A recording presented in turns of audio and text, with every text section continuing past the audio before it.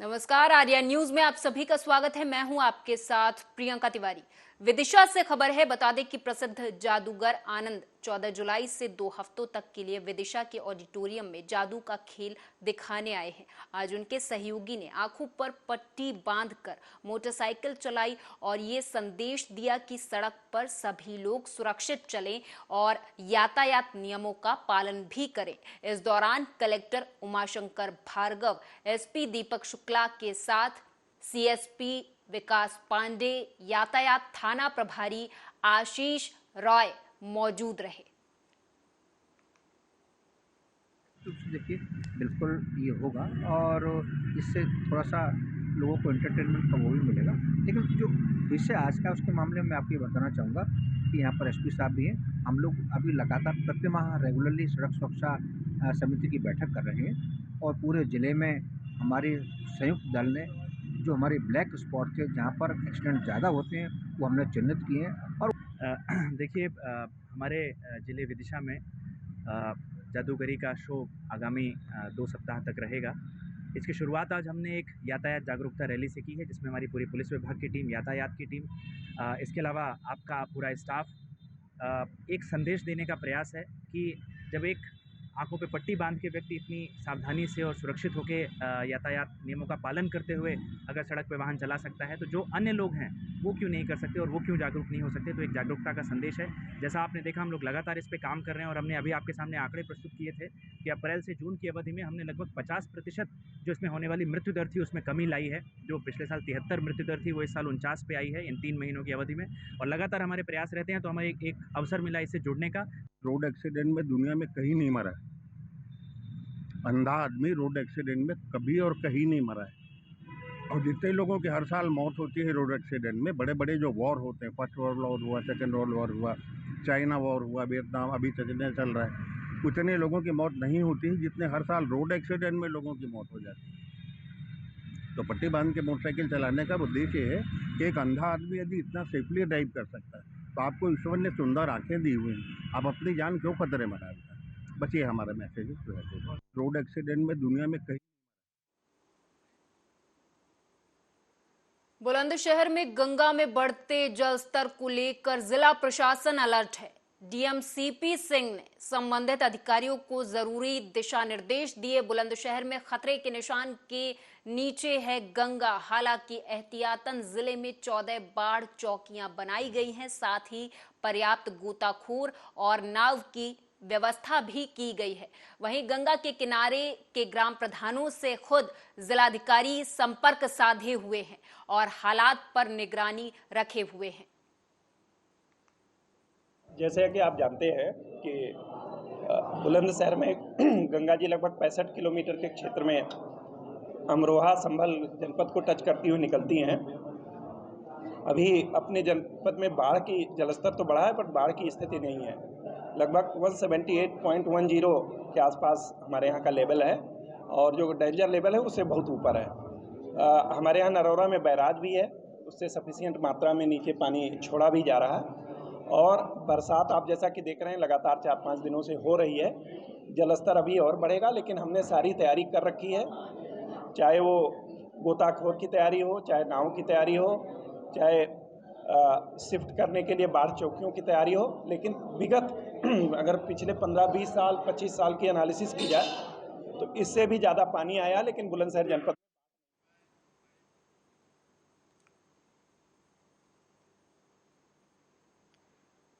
UP के सीतापुर जिले के कोतवाली थाना क्षेत्र सिंधौली मानपारा गांव में आपसी विवाद को लेकर जमकर लाठी डंडे चल गए, जिसमें लगभग 11 लोगों के घायल होने की खबर सामने आई। दरअसल मानपारा गांव से पंचायत मित्र जयपाल के ऊपर आरोप है कि उनके कई साथियों ने गांव के ही निवासी राजकुमार, गुड्डी, सावित्री सहित कई लोगों पर लाठी डंडे, धारदार हथियारों से हमला किया था, जिसमें 7 लोगों को गंभीर चोटें आई हैं। सभी घायल देर रात सिंधौली कोतवाली में अपनी समस्या लेकर पहुंचे, लेकिन कोतवाली में किसी के ना होने की वजह से सभी लोग खुद सीएचसी सिंधौली पहुंचे, जहां पर चिकित्सकों ने घायलों का प्राथमिक उपचार किया।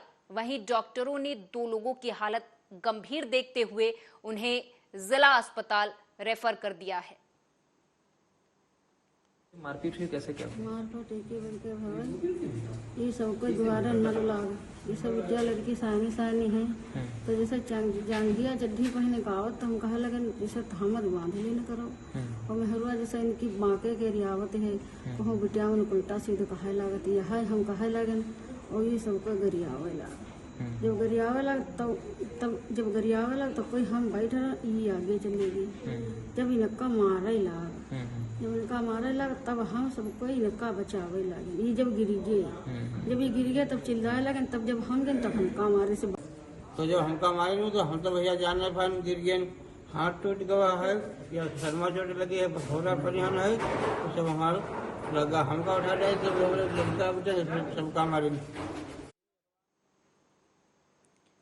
औरैया के शेरगढ़ घाट स्थित यमुना नदी के पानी में बढ़त दर्ज की गई जिसमें आज सुबह 9 बजे मापे गए जलस्तर ने पैमाने पर 102.33 मीटर पर आमद दर्ज करा दी थी। इधर बाढ़ की स्थिति से निपटने के लिए जिला प्रशासन की ओर से सभी इंतजामों को पुख्ता बताया गया है। ये हमारा स्थल औरैया है केंद्रीय जलायोग का और जैसा कि सूचना है कि हमारे यहाँ हथनी कुंड बैराज से पानी छोड़ा गया लगभग 2.5 से 3 लाख क्यूसेक पानी है जो कि यहाँ आते आते अप्रॉक्स हमारा वाटर लेवल जो आज की डेट पे है उससे 2.33 है उससे हमारा लगभग उधर फिरोजाबाद जिला मुख्यालय पर प्रधानों ने शिकोहाबाद सपा विधायक के द्वारा प्रधानों का अपमान करने का आरोप लगाते हुए धरना दिया।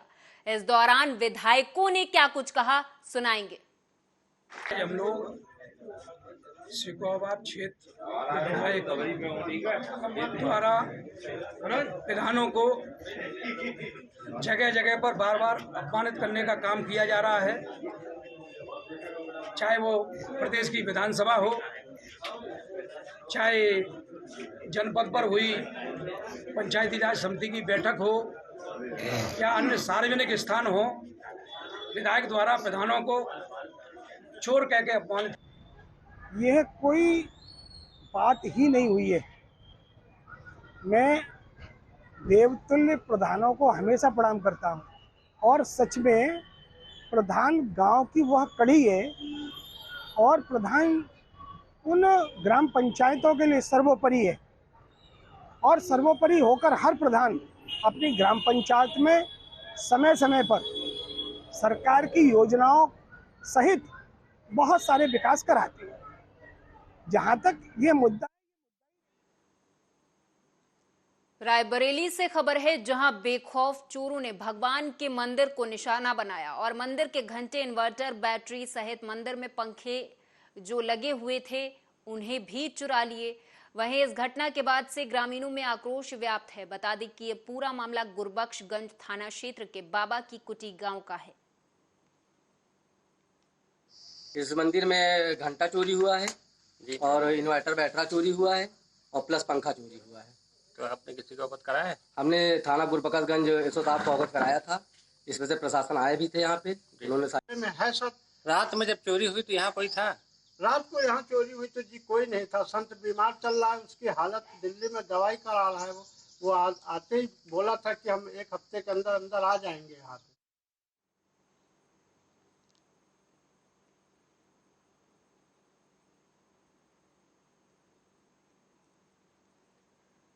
गाजियाबाद से खबर है। दरअसल यमुना नदी ने अपना विकराल रूप धारण कर लिया है, तो वहीं यमुना नदी के जलस्तर बढ़ने से यहां के लोगों के घर भी पानी में डूब चुके हैं। घरों का सामान भी डूब चुका है, जिसे देखते हुए एनडीआरएफ की टीम भी बचाव कार्य में जुटी हुई है। वहीं इस पर प्रशासन का कहना है कि लोगों को लगातार सुविधाएं मुहैया कराई जा रही हैं। वहीं दूसरी तरफ किसानों ने बताया कि यमुना नदी के जलस्तर बढ़ने से बहुत नुकसान हुआ है और उन्हें प्रशासन से कोई भी सुविधा नहीं मिल रही है। इस वक्त हम मौजूद हैं लोनी के पचारा गांव में, जहां पर आप देख सकते हैं मेरे पीछे गांव के लोग खड़े हुए हैं और ये बता रहे हैं कि काफ़ी इनका इस यमुना के पानी से नुकसान हो गया है। आप देख सकते हैं किस तरह से यमुना ने रौद्र रूप धारण कर लिया है और उसका खामियाजा यहाँ के किसानों को भुगतना पड़ रहा है। ना ही फसलों के लिए चारा है और ना ही कोई सुविधा इन लोगों को मिल रही हैं। आइए इस संबंध में हम इनसे जानेंगे आखिर क्या समस्या है इनकी और क्या क्या इन्हें सुविधाएं मिली हैं।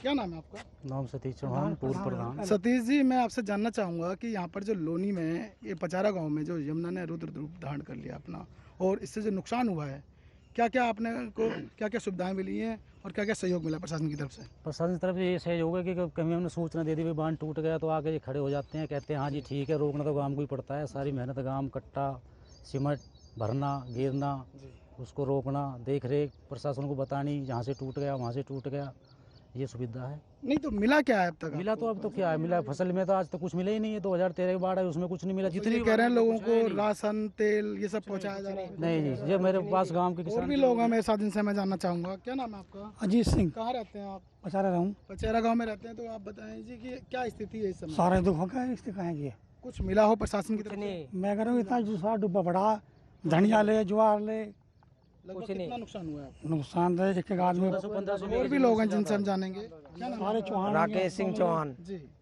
कुछ नहीं मिल रहा जी, ना प्रशासन कोई कार्रवाई कर रहा, ना कोई लेना ना कोई देना, कुछ नहीं है यहाँ। बस आवे और घूम के चले जाएं। और भी लोग हैं जिनसे हम जानेंगे। क्या नाम है आपका? धर्म सिंह। धर्म सिंह जी, आप यहाँ पर कब से रह रहे हैं? जब से जन्म लिया जब से रह रहे हैं जी। तो यहाँ पर जो स्थिति जो बनी हुई है, क्या कहेंगे प्रशासन को लेकर इस पर? प्रशासन आवे और घूम के चले जाओ। क्या यहाँ खाने की पीने की सुविधा है बताओ? ना ढोरों की ना काई की, कुछ नहीं। आपने देखा, लोगों ने बताया, आखिर किसानों ने आके कि किस तरह से यहाँ पर ना ही कोई इन्हें सुविधा मिली है और ना ही इनकी कोई मदद की जा रही है। चारे की भी सुविधा बिल्कुल नहीं है, यहाँ पर सब नष्ट हो चुकी है।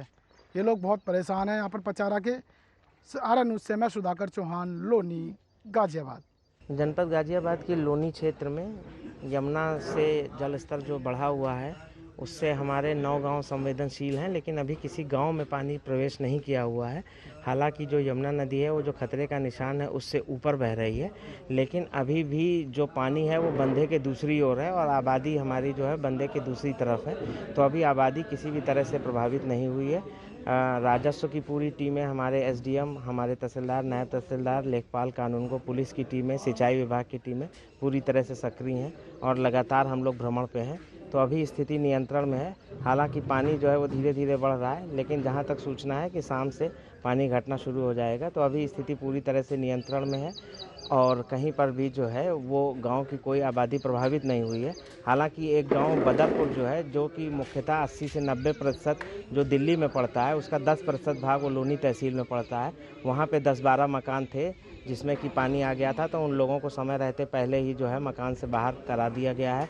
और वहाँ पे पास में ही एक पंचायत भवन है, वहाँ उनको रोका गया था और उसके बाद उन लोगों का ये था घर के पास रहने का, तो सड़क के किनारे टेंट लगा करके उनके इस वक्त हम मौजूद हैं गाजियाबाद के बदरपुर में, जहां पर यमुना नदी ने अपना विकराल रूप धारण कर लिया है और इसी संबंध में यहाँ पे एनडीआरएफ की टीम भी कल से लगी हुई है। लगातार सामानों को भी और यहाँ से लोगों को भी निकाला जा रहा है। जो घर डूब चुके हैं, आप देख सकते हैं मेरे पीछे किस तरह से यहाँ पर जो कुछ घर डूब चुके हैं पानी में, और यहाँ पर एनडीआरएफ की टीम के लोग भी मौजूद हैं। इनसे हम जानेंगे आखिर किस तरह से यहाँ पर इन लोग राहत कार्य जारी है। क्या नाम है आपका? गुलजार। गुलजार जी, आप यहाँ पर कब से लगे हुए हैं? कल से लग रहे हैं। क्या कितने लोगों को क्या स्थिति है? कोई स्थिति तो पानी बढ़ रही है, कल से लोग जी अच्छा बढ़ रही है, पानी कल से निकाल रहे लोगों को। कितने लोगों को अब तक आपने निकाला है? लिमिट नहीं है कोई जी, अनलिमिटेड है जी। कम से कम लोगों को भी, सामान को भी कोई गिनती नहीं है जी, बराबर निकल रहे हैं कल से जी, लगातार जी। अच्छा, और जो कोई गंभीर स्थिति तो नहीं किसी की अब तक? नहीं, और कुछ नहीं है। और भी लोग हैं जिनसे हम जानेंगे। और भी लोग हैं। क्या नाम है आपका? क्या नाम है आपका? नहीं, हो जाएगा सर, वो ही बताएंगे। देखा आपने आखिर किस तरह से यहाँ पर एनडीआरएफ की टीम कल से यहाँ पर बचाव कार्य के लिए लगी हुई है और यमुना नदी ने अपना विकराल रूप धारण कर लिया है। आरा न्यूज़ से मैं सुधाकर चौहान, लोनी, गाजियाबाद।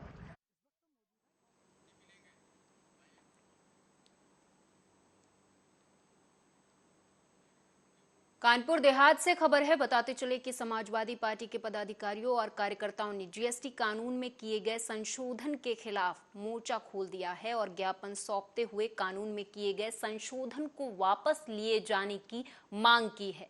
वहीं जीएसटी कानून में किए गए संशोधन से व्यापारियों को नुकसान होने की भी बात कही जा रही है। इसी के चलते कानपुर देहात में समाजवादी पार्टी के दिग्गज नेता, पूर्व सांसद राजाराम पाल के नेतृत्व में समाजवादी पार्टी के व्यापारी प्रकोष्ठ के साथ साथ पदाधिकारी कार्यकर्ताओं ने जीएसटी कानून में किए गए संशोधन के खिलाफ जिला मुख्यालय के कलेक्ट्रेट परिसर पहुंचकर जिलाधिकारी को ज्ञापन सौंपा है। उत्तर प्रदेश समाजवादी पार्टी ने वित्त मंत्रालय ने जीएसटी एक्ट में संशोधन करके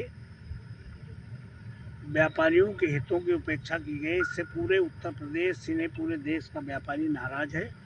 तो उत्तर प्रदेश समाजवादी पार्टी ने फैसला लिया कि प्रत्येक जिला हेडक्वार्टर में व्यापार सभा की ओर से इस बिल का संशोधन करने के लिए, इसको वापस लेने के लिए डीएम के माध्यम से ज्ञापन देकर भारत सरकार को इस विधेयक को वापस लेने की मांग की है। वो हमने ज्ञापन दिया हुआ है। उत्तर प्रदेश समाजवादी पार्टी ने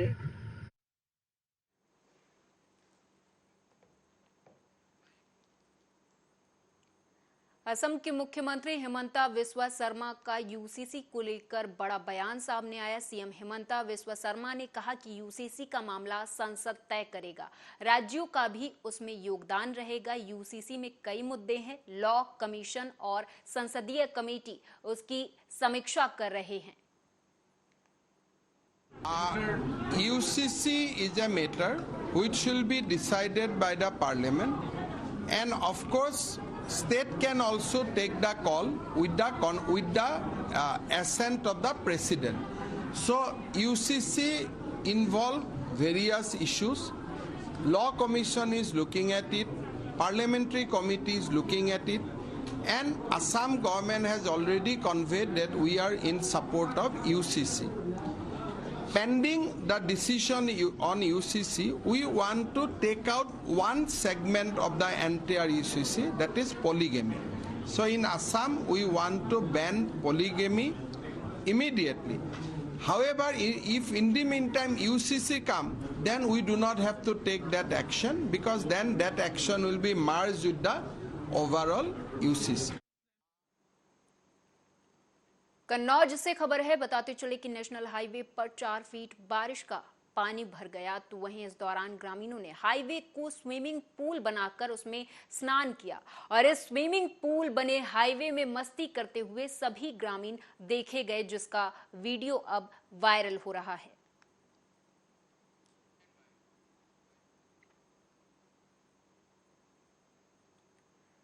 उधर उज्जैन में पटवारी परीक्षा में हुई धांधली के विरोध में छात्रों ने प्रदर्शन करते हुए संयुक्त कलेक्टर को एक ज्ञापन सौंपा, जिसमें नाराज छात्रों का कहना था कि यदि इसकी निष्पक्ष जांच नहीं की गई तो छात्रों के द्वारा मतदान का बहिष्कार किया जाएगा।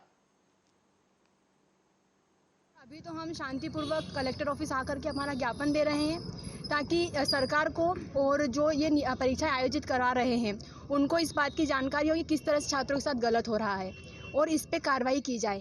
सर, जो हमारा प्रदेश है वो युवा प्रधान है, अगर युवा ही वोट नहीं देगा तो सरकार कैसे बन पाएगी। यदि इस तरह की बातें होती है तो जो पार्टी है उसको कोई वोट मिलने वाला नहीं है। युवा पूरा जो है वोट देने वाला नहीं है और सरकार तो किसी कीमत पे बन ही नहीं सकती है। यदि आप चाहते हैं कि जो आने वाले समय में सब कुछ अच्छी तरह से चलता रहे तो इस जो पटवारी परीक्षा है इसकी पूरी जांच की जाए और बच्चों को उनका न्याय दिलाया जाए जिसके वो अधिकारी है। और यहाँ पर इस फर्जीवाड़े के दौरान सिर्फ जो है 1000-2000 जितनी भी सीटें बिकी है सिर्फ सर, अब यहाँ पर उज्जैन के समस्त विद्यार्थियों ने सभी ने यहाँ सिंहस्थ जो लगा है यहाँ से सब एकत्रित होकर नारेबाजी के साथ कलेक्टर कार्यालय गए। यहाँ से जाने के बाद सभी विद्यार्थियों की यही मांग है कि जो पटवारी घोटाला हुआ है इसमें जो दोषी उनको कड़ी से कड़ी कार्रवाई हो और जो विद्यार्थी वाकई में जिन्होंने एग्जाम दिए जिनका सिलेक्शन हुआ उनके साथ न्याय हो। छात्रों की यही मांग जो आप सभी ने 2 दिन से न्यूज़ में चल रहा है कि जो ग्वालियर का जो कॉलेज है NRI कॉलेज, वहाँ पर 7 विद्यार्थी एक ही कॉलेज से NRI कॉलेज से 7 विद्यार्थी टॉप में आए हैं। वो विद्यार्थी जिनको इंग्लिश में साइन भी नहीं करना आता, सभी के विद्यार्थियों के साइन हिंदी में है और उनको इंग्लिश में टॉप नंबर दिए गए हैं। करीबन 12.5 लाख से अधिक विद्यार्थियों ने इसमें आवेदन किया था। 9000 विद्यार्थियों को इनमें लेना चाहिए था, लिया है इन्होंने, जिसमें से 9000 में से करीबन अधिकतर 100 से अधिक विद्यार्थी तो एक ही कॉलेज के हैं।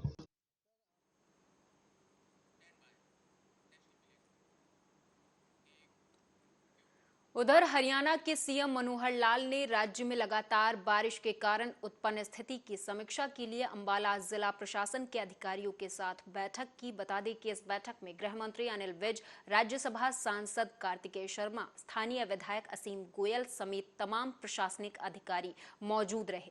बता दें कि मानसून की बारिश ने हरियाणा में भारी तबाही मचाई हुई है। सबसे अधिक बारिश से अंबाला, पंचकुला, यमुनानगर, कुरुक्षेत्र, कैथल, करनाल जैसे कई जिले प्रभावित हुए हैं और कई लोगों को अपनी जानें भी गंवानी पड़ी हैं। वहीं प्रदेश में बारिश के हालातों को देखते हुए मुख्यमंत्री मनोहर लाल ने अंबाला में समीक्षा बैठक के बाद बाढ़ प्रभावित क्षेत्रों का हवाई सर्वे भी किया है। इस दौरान सीएम मनोहर लाल ने प्रेस वार्ता की, क्या कुछ कहा सुनाएंगे।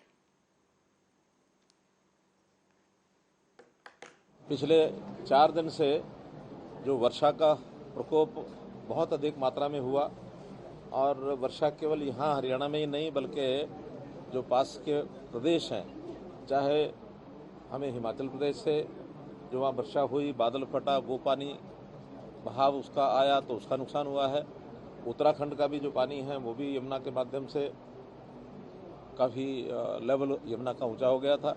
पंजाब से भी चाहे वो भाखड़ा नरवाना का जो नहर है या फिर एसवाइल उसके पानी का ओवरफ्लो है, तो ऐसे सब तरह के पानी की जो मार है वो हरियाणा के कुछ जिलों में पड़ी है और सबसे ज़्यादा अगर उसका नुकसान होता दिख रहा है मुझे वो अम्बाला ज़िले में है। अम्बाला ज़िले में कई गाँव बहुत ज़्यादा प्रभावित हुए हैं और संयोग से यहाँ नदियाँ नाले भी काफ़ी हैं।